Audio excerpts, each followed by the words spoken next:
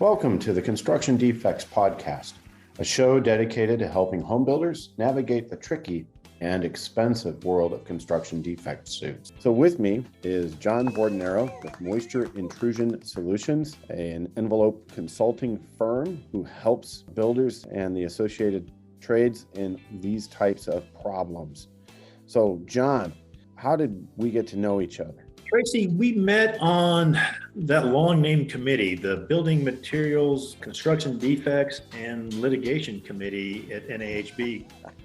The long named one. It's the Construction Liability and Building Materials Committee. And, lately with the price of lumber, I tend to miss out on the building materials side and just tell them I'm in a Construction Liability Committee. Yeah, it is. So, and we both joined. I was with DuPont Tyvek at the time. We met there. We had a mutual interest in helping our customers identify and manage their risks. We did it in different fashions. You do it from the insurance side. We did it from the protecting the building from what would be the number one litigation issue is moisture intrusion getting into a building. People tend to sue over wet walls. That is a number one, both from our committee work. We know that the code inspectors like to point that out as a top three every time we do that. Yeah, it's so far the number one issue for litigation, construction defect litigation, that it doesn't even matter what number two is. Well, let's back up the train. If we're going to tell somebody what is a construction defect, keeping in mind our audience has people from all over the country where construction defect may not have reared its ugly head, but it's coming their way. And then there's those that have more than faced the monster down. What is a construction defect? Do you have any ideas how you'd explain it? So the way we typically explain it, and we get called in to do a lot of investigations on existing buildings. And typically what a construction defect gets to be identified as is any building construction practice that is outside of either the official construction documents or the generally accepted construction practices in that area. Is there a legal definition though?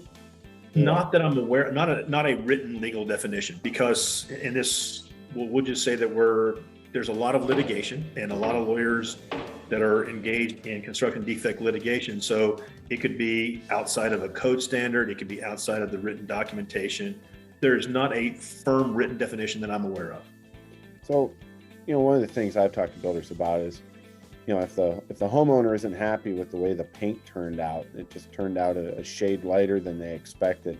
Mm-hmm. Is that a defect? Not typically. No. What we get involved with is a problem where the building is not performing or there has been a catastrophic failure. Catastrophic failures get a lot of attention from the news because the news likes to sell big, dangerous things happening. It seems like bad news sells well, but really performance can be litigated as well too. So either the wrong material being installed or the material not performing as to its publicized specifications. Is it also not about, whether it was installed correctly? Installation is usually where it turns out to be, yes. Quality manufacturers will have their published installation guidelines. The really good ones will offer very valuable training on site to the installing professionals who are putting the material up. I encourage everybody to take advantage of that. Most of the really good manufacturers will be glad to come out and train you how to do their materials correctly. Typically, most of the defects have to do that are done with improper installation or misunderstanding the installation procedures. So it's a good idea for builders to make sure that they're basically manufacturer certified in terms of the installation process. Yeah, absolutely. Take advantage of the training that they provide for all the trade. I know from my background with manufacturers, they really enjoyed and wanted to get in front of the installing professionals to make sure that the material was being installed correctly, whether it's a window, weather barrier, a sealant, a caulk, that material is available. So don't assume you know how to install the material. Read the installation guidelines. If you have a question, contact your distributor or your local manufacturer's rep, and they will, for the most part, be very happy to come out and explain to you the exact way to do it and train you on site. Well, folks, that concludes this segment of what is a construction defect and if you're in a construction defect state. Hey, look for some more education from the builders' books and NAHB and their insurance risk management section. It's coming up. You don't want to miss it.